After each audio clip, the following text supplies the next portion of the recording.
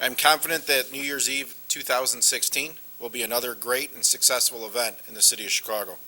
I would like to begin to mention that we have no information and no credible threat to the city of Chicago and or any of the large-scale events being taken place.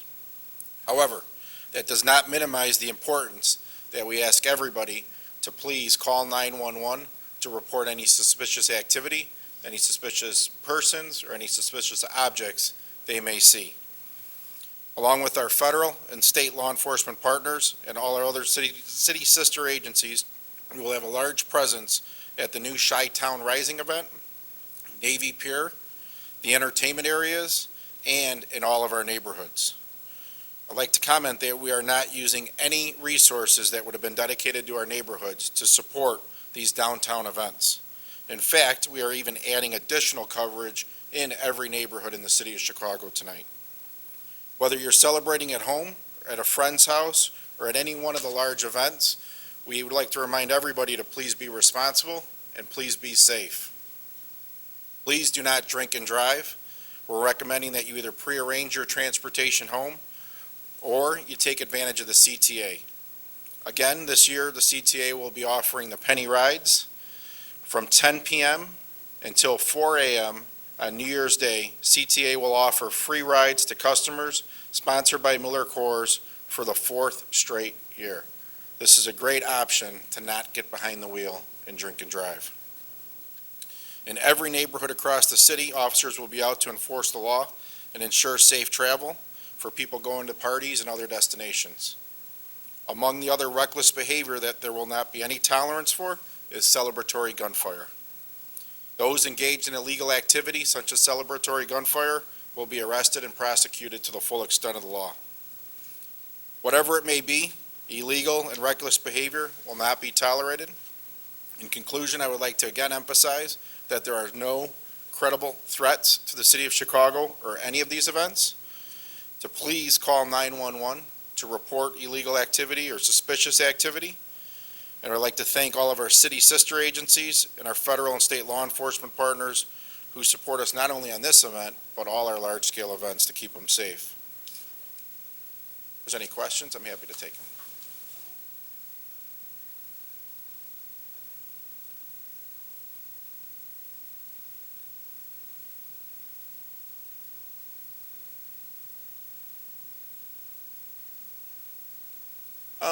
I can't speak for the organizers as to why they decided to have the event the way it is designed. I can say we're involved in the very initial plans and the concept of plans when they first brought it to the city to see about how we could secure it. Could we secure it? And security and safety was at the forefront of everybody's attention in that matter.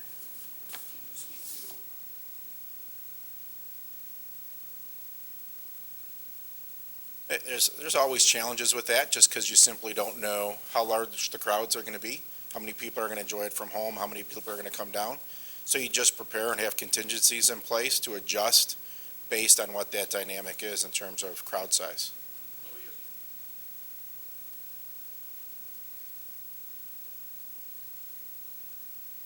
Oh, absolutely. I mean, Belgium and England, and then more recently, obviously, San Bernardino, the case out of New York yesterday. So these are things that have been in the forefront of law enforcement for a long time now. We worry most about what we don't know and who we don't know. And we just try to put plans in place to make sure that we can respond to, mitigate, and have a safe event for anything.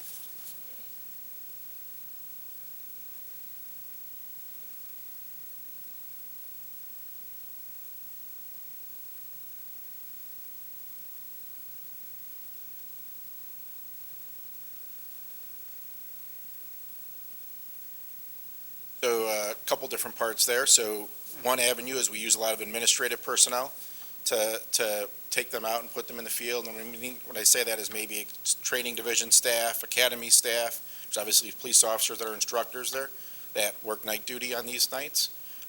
As for the Chi-Town Rising event, I think it's important to know that that's being reimbursed. They hired back off-duty police officers to work their event, so there's no cost to the city for that. And then in terms of the neighborhoods and the districts, we have flexibility with our tactical teams and our saturation patrols, where we can adjust duty hours to make sure that we're putting the greatest number of cops that we feel need to be out there at the times we need them to be there.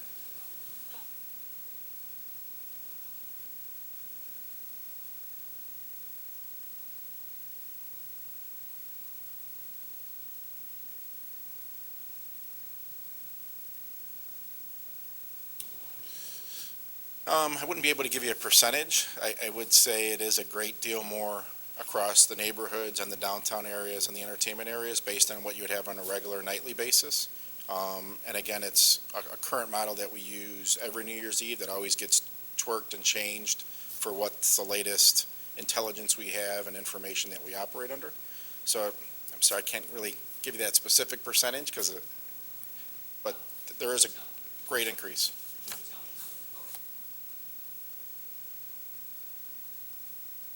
Sorry. Absolutely. I mean, throughout you'll see, well, you won't see obviously the covert civilian dressed officers, but that's always part of our deployments and security planning, whether it's covert surveillance teams, to explosive canines, to bomb technicians, to SWAT personnel. Everything is out there in some fashion in these plans. We have no information of any credible threat to the city of Chicago or any of these events inside the city.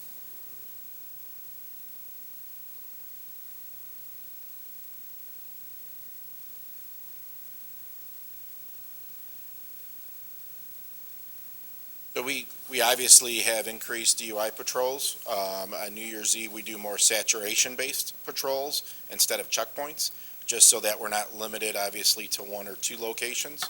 So that's always an impact. Over the weekend, then that'll continue on into Friday and Saturday as well in terms of DUI saturation patrols and checkpoint.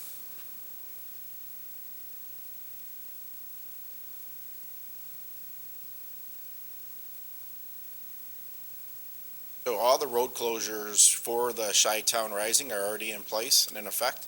So we're not anticipating any other road closures unless we need to do that based on crowd size or something that would happen.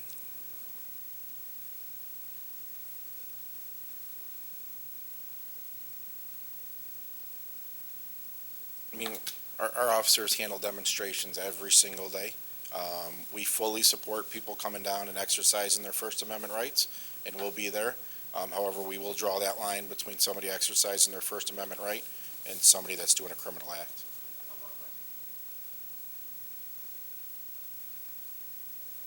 I don't. I'm anticipating the Chi-Town Rising will probably fall, given my best guess estimate, somewhere in the 7,000 to 10,000 range.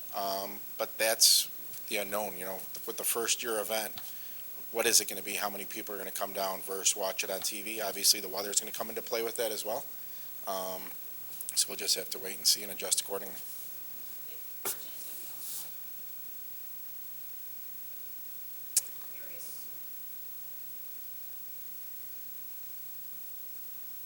Yeah, I mean, any of these details, whether it's large-scale events or New Year's Eve, I've been part of the command staff now since 2006, and I've worked every single New Year's Eve. That's what we do. We're out there in the field when we have to be out there, and that goes from, a district commander all the way up to the superintendent of police. So, thank you, everybody. Happy New Year.